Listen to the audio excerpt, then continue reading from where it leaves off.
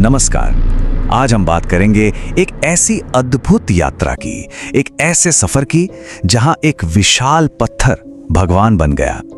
ये कहानी है दुनिया के सबसे बड़े एक ही पत्थर से बने शिवलिंग के निर्माण की, उसकी अविश्वसनीय यात्रा की और उसकी स्थापना की। तो चलिए इस कहानी में उतरते हैं। सवाल तो यही है ना? और ये सिर्फ एक सवाल नहीं है, बल्कि ये इस पूरी कहानी के स्केल को, इसकी विशालता को दिखाता है। हम यहाँ किसी आम मूर्ति की बात नहीं कर रहे हैं, हम एक ऐसी शक्ति की बात कर रहे हैं जिसे अपनी जगह से हिलाना ही अपने आप में एक बहुत बड़ी चुनौती थी। 210 मैट्रिक टन। अब इस नंबर को जरा समझिए। ये वजन लगभग 35 हाथियों के बराबर है। जी हाँ, 35 हाथी। ये सिर्फ एक आंकड़ा नहीं है, ये वो हकीकत है, वो भार है जो इस पूरी कहानी के बिल्कुल केंद्र में है। और सिर्फ वजन ही नहीं, इसकी ऊंचाई देखिए, 33 फीट, मतलब लगभग एक 3 मंजिला इमारत जितनी ऊंचाई। तो वजन और ऊंचाई, ये दोनों मिलकर हमें बताते हैं कि ये काम कितना बड़ा और कितना मुश्किल था। तो चलिए अब कहानी के पहले हिस्से की तरफ बढ़ते हैं, देखते हैं कि कैसे इस शिवलिंग को बनाने में कारीगरी और समर्पण ने एक नया इतिहास रच दिया। इसे सिर्फ निर्माण या कंस्ट्रक्शन कहना सही नहीं होगा। ये असल में एक गहरी तपस्या थी जो पूरे 1 दशक तक चली। एक ऐसा काम जिसमें समय नहीं देखा गया, बस साधना की गहराई को नापा गया। पूरे 10 साल लगे। जरा सोचिए, एक ही पत्थर पर 1 दशक तक काम चलता रहा। ये उन कारीगरों के धैर्य, उनके हुनर और उनकी अटूट लगन का सबसे बड़ा सबूत है। और सबसे हैरान करने वाली बात तो यह है कि ये विशाल मूर्ति एक ही पत्थर को तराश कर बनाई गई है। इसमें कोई जोड़ नहीं है, कुछ भी अलग से नहीं लगाया गया। ये इंजीनियरिंग और कला का एक बहुत ही दुर्लभ मेल है। इस शिवलिंग का जन्म हुआ महाबलीपुरम में, एक ऐसी ऐतिहासिक जगह जहां सदियों से पत्थरों को तराश कर उन्हें जिंदा करने की परंपरा रही है। तो ये आज का चमत्कार उसी गहरी कलात्मक विरासत की एक कड़ी है। चलिए अब कहानी के अगले अध्याय पर चलते हैं। पत्थर तो तैयार हो गया था, लेकिन अब चुनौती थी इस विशाल शिला को उसकी मंजिल तक पहुंचाने की। और ये चुनौती भी कुछ कम नहीं थी। ये कोई छोटा मोटा सफर नहीं था, पूरे 45 दिन लगे।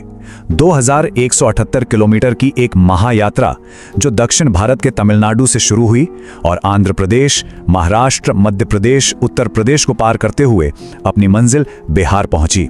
ये एक तरह से भारत के दिल से होकर गुजरने वाली एक पद यात्रा बन गई। अब इतने बड़े, इतने भारी शिवलिंग को ले जाने के लिए कोई आम ट्रक तो काम आ नहीं सकता था। इसके लिए एक स्पेशल गाड़ी बनाई गई, एक 96 पहियों वाला विशाल ट्रक। हम कह सकते हैं कि ये इस आधुनिक युग का एक रथ था जो इस देवशिला को लेकर चला। लेकिन ये कहानी सिर्फ इंजीनियरिंग या लॉजिस्टिक्स की नहीं है।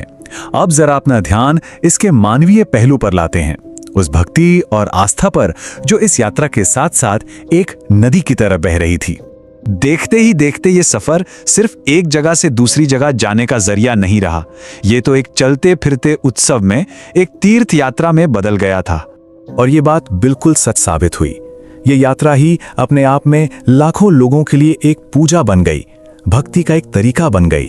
रास्ते में जो नजारे थे वो वाकई अविश्वसनीय थे। लोग सड़कों के किनारे खड़े होकर आरती कर रहे थे, फूलों की बारिश हो रही थी, हर कोई श्रद्धा में सिर झुकाए खड़ा था। ऐसा लग रहा था मानो हर शहर, हर गांव एक उत्सव मना रहा हो। और फिर वो दिन भी आया जब ये विराट शिवलिंग अपनी अंतिम मंजिल विराट रामायण मंदिर पहुंचा। और यहां से शुरू हुआ पवित्र स्थापना समारोह का सिलसिला।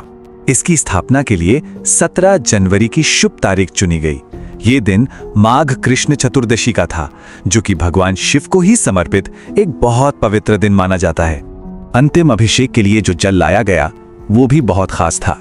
कैलाश से, मानसरोवर से, गंगोत्री, हरिद्वार, प्रयागराज और सोनपुर से। एक तरह से ये पूरे भारत की पवित्र नदियों का संगम था जो शिव के चरणों में समर्पित हो रहा था। और इस भव्य समारोह का समापन भी उतने ही शानदार तरीके से हुआ, प्राचीन अनुष्ठानों के साथ एक आधुनिक स्पर्श जोड़ते हुए। हेलीकॉप्टर से फूलों की वर्षा की गई। तो अब आखिर में इस पर विचार करते हैं कि एक पत्थर का ये पूरा रूपांतरण हमें क्या बताता है, इसका असली मतलब क्या है। देखिए, 10 साल की कारीगरी असल में 1 दशक की भक्ति का प्रतीक है। 2178 किलोमीटर की यात्रा सिर्फ एक दूरी नहीं बल्कि एकता की तीर्थ यात्रा है। और 210 टन का ग्रेनाइट वो सिर्फ एक भारी पत्थर नहीं बल्कि करोड़ों लोगों की आस्था का एक ऐसा स्मारक है जिसे कोई हिला नहीं सकता। आखिर में ये कहानी है एक पत्थर की, जिसे हजारों लाखों लोगों की सामूहिक आस्था ने, उनकी मिलीजुली शक्ति ने अपनी मंजिल तक पहुंचाया। और यह हमें सोचने पर मजबूर करती है कि जब इंसान का संकल्प और उसकी आस्था एक हो जाए तो फिर क्या कुछ मुमकिन नहीं है।